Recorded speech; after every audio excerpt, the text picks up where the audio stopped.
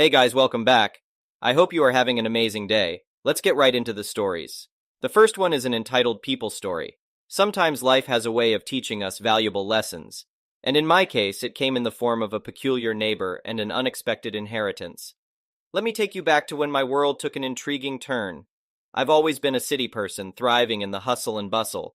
But when fate handed me my late grandfather's sprawling farmhouse on a vast 60-acre plot, I found myself torn between the charm of the countryside and my urban lifestyle. Besides, my hectic work schedule left me with little time to manage an additional property. Determined to sell the farmhouse, I enlisted the help of a real estate agent and embarked on the journey of finding a suitable buyer. I wasn't looking to make a fortune. All I wanted was a fair price for the place. And soon enough, an offer arrived that seemed reasonable and acceptable to me. Just as I was finalizing the details, a strange letter arrived in the mail. It bore the name of an attorney, supposedly representing my neighbor, who accused me of selling the property below market value and threatened to sue me. Confusion and frustration set in as I grappled with the absurdity of the situation. How could someone sue me for selling my own property at a price I deemed fair? Seeking guidance, I consulted a friend who connected me with an attorney named Patrick. He assured me that this was an unusual and baseless claim. After a thorough investigation, Patrick discovered that the letter was nothing more than a forgery, an attempt to intimidate me. Armed with this information, I decided to confront my neighbor directly. As I approached his pristine home, I couldn't help but notice the meticulous care he invested in his property. A middle-aged man with average features, he greeted me with simmering anger. Unleashing a tirade of unsolicited vitriol, he revealed his disdain for people he considered beneath him, including families and children. His hateful words resonated deeply within me, fueling my determination to make an even bigger statement.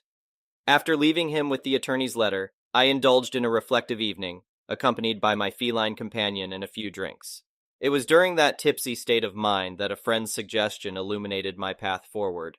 Donating the farmhouse and the land to an orphanage presented itself as the perfect solution. Not only would it serve as a remarkable tax write-off, but it would also benefit an institution in dire need of repair. Enthusiastic about this plan, I reached out to my real estate agent and attorney, and together we orchestrated the donation.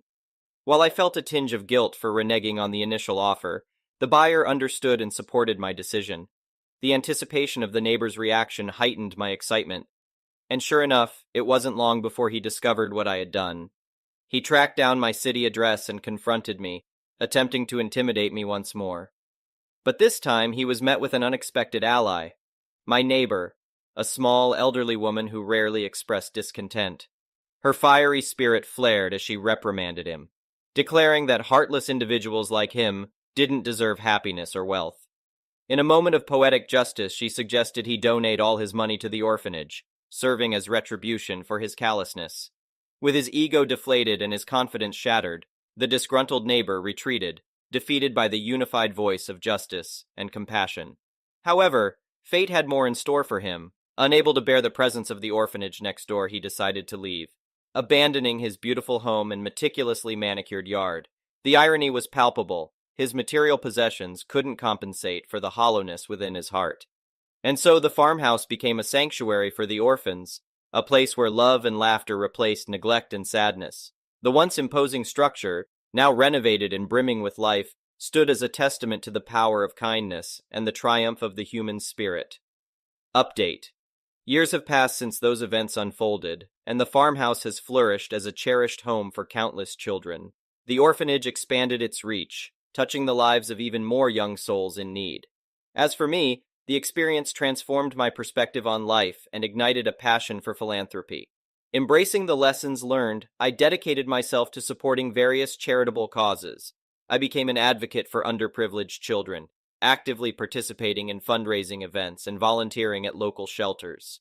The impact of that fateful decision reverberated far beyond the confines of the farmhouse, inspiring others to find their own unique ways to make a difference. In the end, the neighbor's selfishness and hostility unwittingly triggered a wave of compassion and change.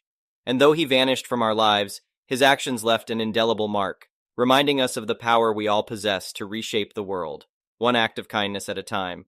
The next one is a pro-revenge story. So, I used to work at this restaurant in downtown city. Terrible job experience, but it was a job. One day we got slammed. Usually it's because of a game night since this burger place is right behind a baseball field, but this day was different. First of all, I was already pissed.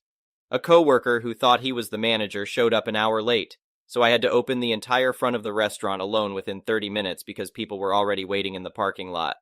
The coworker shows up, and I don't say a word to him. Oh well, move on with the day. The day goes on, and I come in for my shift. Soccer teams come over after a tournament. I'm talking about 100 players with a line out the door. On shifts like this, some of the kitchen staff had to drop everything and help the other front of house employees, including myself, deliver orders because we're taking orders, cleaning tables, putting orders together, delivering them, serving drinks. I did this when I was 18, and making milkshakes. Customers were great. All of the players that came in were so nice, and we had no issues, no impatience, no complaints, nothing. Just a nice day. They tipped us nicely as well, so we really appreciated that. I should probably mention at this point that we take DoorDash orders, which is where Karen comes in. For those of you who don't know, DoorDashers are people who are paid by a customer to go get food from a restaurant and bring it to them. We get into our usual rush, and 3 other coworkers and I are obviously multitasking and rushing to keep everyone happy. The DoorDash tablet goes off. I confirm it and start prepping the order. Mind you, this includes a milkshake. I'm not going to go ahead and make the milkshake, because God only knows when this woman is going to show up. The rest of the order is ready to go, and she shows up while we're helping other customers. Let me tell you about this woman. By definition, a Karen. She had the typical Karen cut with the eyes of a freaking White Walker. I'm talking bright blue eyes, obviously fake because they were Twitter logo blue and almost solid, that peer into your soul in a split second. I swear I saw the gates of hell in her eyes, so I'm just going to call her Karen. She starts getting impatient and asks me how much longer it'll be. I apologize and tell her that it won't be much longer, and I go to start the milkshake.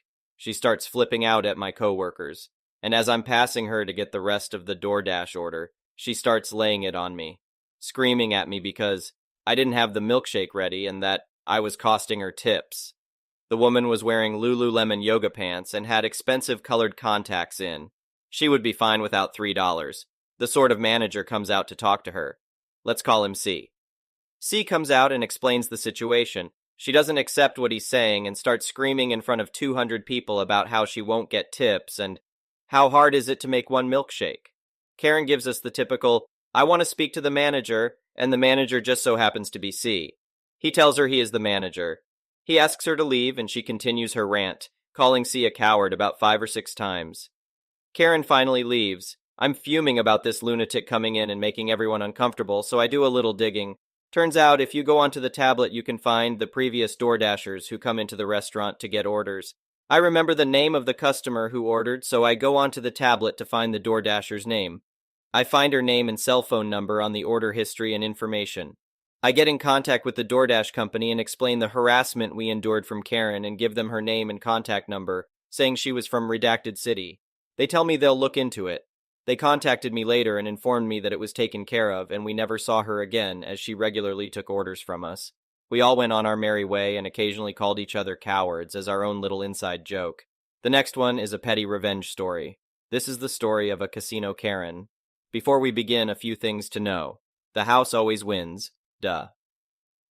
Casino Karens are slightly different from regular Karens. First, they must win immediately upon sitting down at a slot machine and get very angry when they do not. Second, if you are winning and they are not, casino Karens are even more unhappy. So last night late in the evening at a nearby casino, I was meandering my way back to my hotel room after breaking even for the night. Yay. I stopped at a penny slot machine I like, and decided to throw in a few bucks and play the minimum of 25 cents per spin, just for craps and giggles. Shortly after sitting down, Casino Karen plops down at a slot machine 2 over from me, which I know is generally not a great machine. I never see anyone really win on it, and it is not played much as a result, and immediately lights up a cigarette while her boyfriend stands there to watch her. After a few spins at $1.25 a spin, she immediately starts complaining, and her boyfriend joins her saying, "These machines are rigged! This is awful!" I see why the casino regulars play the minimum. Now normally I am happy to see others winning because it makes the vibe more fun, but with Karens, no, I hope they lose. So it just so happens that around the time Karen starts complaining, I get a bonus. This pisses off Karen and her boyfriend, and I hear them make a snide comment about how, of course, I am in the bonus and only playing 25 cents. Idiot, you know I can hear you, right? Karen then gets a bonus on her machine too, with 40 free spins, but only wins about $11, which is about what I got on my bonus playing 25 cents to her $1.25. You would have thought the world had stopped. The complaining ramped up about 10 more notches, and they kept idioting about 40 free spins and barely $10. So, karmic fates shine down, and my machine decides to bonus several more times in very quick succession. Cue even more complaints. I try to be nice and tell them that I played it earlier at $1.25 a spin and couldn't get a bonus to save my life. Isn't that how it goes? I get in the bonus at minimum bet. Silence from Karen and her boyfriend. Okay, that's how it is going to go. I was already irritated at the snide remark. Casino Karen proceeds to continue her non-stop complaining. Normal people just get up off a bad machine. And I can tell she is eyeing my machine, ready to jump at the chance to get on it if I leave. I've been gambling for a long time.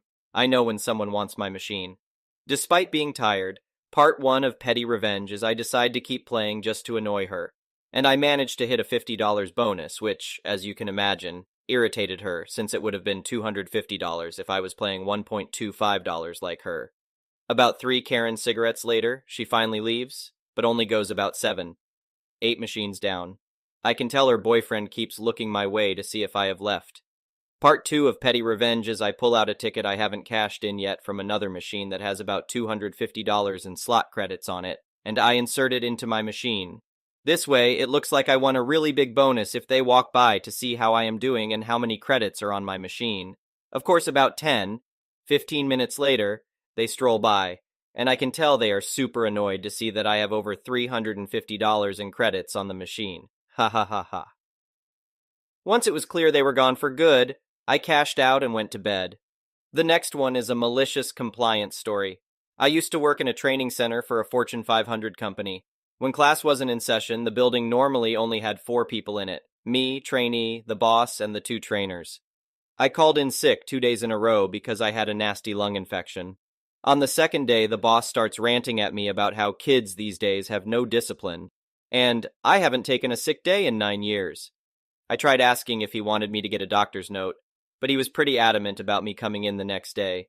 He said that he can decide if I'm actually sick and he can send me home. I was one of the few women working in that section of the company, less than half everyone's age, and felt like arguing with him about it was a bad idea. Cue malicious compliance. That next morning, I decide not to pump myself full of cold meds and just go in, raw dogging life. As soon as I walk in the door, the trainers look at me and I say, "I'm very sick, might want to give me a wide berth." They looked at me wide-eyed, nodded, and went to a different section of the building. The boss hears me coughing so hard that I'm having to do that gasp for air like I just emerged from the depths. He walks in and goes, "Oh, you really are sick. You should go home, but I don't understand how you got this sick," and then reminds me, I haven't taken a sick day in 9 years. So I drive home and come back the next day. The trainers look at me and say, "What the hell are you doing here?" Me. The boss said that if I'm actually sick, he can send me home. They laughed and avoided my section of the building. The boss once again hears me coughing and gasping for air and comes in and dismisses me, and this time tells me that he doesn't need more proof. I can come back when I feel better. 4 days later, Mr. I haven't taken a sick day in 9 years, was sick with some nasty lung nonsense and was out for a week. If only he had more discipline. The next one is an entitled people story. This happened last October 1st, the morning of my daughter's wedding. Had I not been in a hurry to get to the venue, things may have played out differently. I will never know. I was there to buy distilled water for the steamer needed to steam her dress and the bridesmaids' dresses. Time was of the essence. I was patiently waiting in line with an elderly couple finishing up in front of me. The woman was standing in front of the CC payment terminal, and the cart was after her. Her husband was at the end of the cart, bagging groceries. The cashier mentioned she would bag his items, and he cheerfully replied he had done it for years for a living and didn't mind. His wife laughed and said he liked helping out. I was in line, as I mentioned, and I had my debit card ready in my hand. I smiled and chimed in on the conversation. I tend to talk with my hands, so as we were all chatting, I was waving my right hand in the air. My hand was visible the entire time. Suddenly I was shoved hard from behind. I was pushed into the little old lady, and she in turn shoved the cart into her husband. My first thought was someone tripped and fell into me. I recovered and looked behind me to see this elderly man, hair sticking straight up, mask below his nose, glaring at me while he slammed items onto the conveyor belt. The conversation went like this. Me, can I help you? EP, I shoved you because you shoved her, and I'm not about to let you shove me, so I beat you to the punch, ha ha ha. He's yelling this at me, pulling his mask down and leaning into my face. Idiot. I could feel myself getting hot all over. I don't like confrontation, but he actually hurt my shoulder. I have fibromyalgia, and a simple hug can be excruciating. Meanwhile, the old couple in front of me just booked it out of there. I never got to apologize to the woman or her husband. Me, I didn't touch her. Meanwhile, the cashier is ignoring this and quietly rings up my distilled water. EP, I saw you shove her, so I beat you to the punch. You people today are all the same. Then he gestures to my gallon of distilled water. Have you ever heard of a faucet? You're what's wrong with the world. Drinking fancy water when you can drink out of a hose. You are stupid. He kept yelling at me, but I just closed off and could hear the sound but no longer make out the words. I think I went into mild shock. I wanted to scream at this man and defend myself, but at the same time, why should I defend why I'm buying a damned gallon of distilled water? He shoved me and had absolutely no right to. I thought maybe the cashier would say, "Hey sir, settle down," or something. She said nothing. I was robotically swiping my debit card and just thinking, I have to get to my daughter. She gets married today. I have to get to my daughter. She is waiting. I have to get to my daughter. I grabbed my water and made a hasty exit. As I was leaving, I heard him say to the cashier, "Where did you get that shirt? It's ugly. I have seen better shirts in the trash. Do you know how stupid you look?" She replied, "I like this shirt. I am ready for Halloween." It was a shirt with the upper part of a skeleton, ribs, sternum, etc. He just kept on and she ignored him. It was then I realized this was a disturbed, possibly senile old guy. But still, I needed to get to my car. I was on the verge of tears, which happens when I get angry. I got to my car, locked the doors, and began to shake. Then I couldn't stop. I burst into tears and shook uncontrollably for about 5 minutes. That's when it hit me. I was assaulted. And I did nothing. I froze. I was victimized mildly, but I cannot imagine how women recover from more violent assaults, and I have deep respect for those who can. My shoulder was on fire. Absolutely no employee in that store came to my defense. I drove to my daughter's venue, still in shock. After the wedding, hours later, I am in the shower. My husband comes in, and I have a bruise the size of a tennis ball on my left shoulder area. He inquired, and when I explained, white-hot rage went through this man. My giant of a husband would have never allowed that man to do what he did. Had he been there, we most likely would have been delayed by the police, so I am grateful that didn't happen. I think about it all the time. I wish I had defended myself. I wish the cashier had called security. I wish I had not crawled inside myself and shut down the way I did. To anyone who has survived assault, you are brave. You matter. You did not deserve it. You are a survivor. Mine was a rough shove, and I still shake when I think about it. The next one is an entitled parent story. My brother and sister-in-law are extremely irresponsible with money to the point that they have already been bankrupt twice and are working on their third bankruptcy. It just hasn't been enough years since the last time. They both owe over $150,000 in student loans and credit cards. Additionally, they owe more on their home than it's worth because they take out every cent of equity they gain immediately, claiming they will use it to pay off debt, but instead, they spend it on impulsive luxury purchases. They have 3 kids. The oldest is 18 and in college. I just found out that they took out massive student loans in the kid's name exclusively, far beyond what was necessary, and they spent the money on themselves. Last summer, they even scammed the kid out of her life savings by buying her a car, but they pulled a switch on her by purchasing a manual transmission car that she doesn't know how to drive. I know they did it on purpose because my brother wanted the new car for himself. He thought it was a fair trade to give her the old beat-up, ugly minivan instead. But they didn't give her the money she contributed for the new car back. The in-laws set up a college fund for her when she was a small child, and instead of receiving gifts during holidays, they put money into it. When it was time to use the money, she discovered it was all gone. They spent it all without her knowledge, and she only found out when she needed it. I just found out that they got her deeply into student loan debt, far beyond what she needed, and she hasn't even started her second year yet. They thought Biden was going to forgive $20,000, so they recklessly spent through it, thinking it was free money. This poor kid has no idea of the magnitude of what they have done to her in the long term.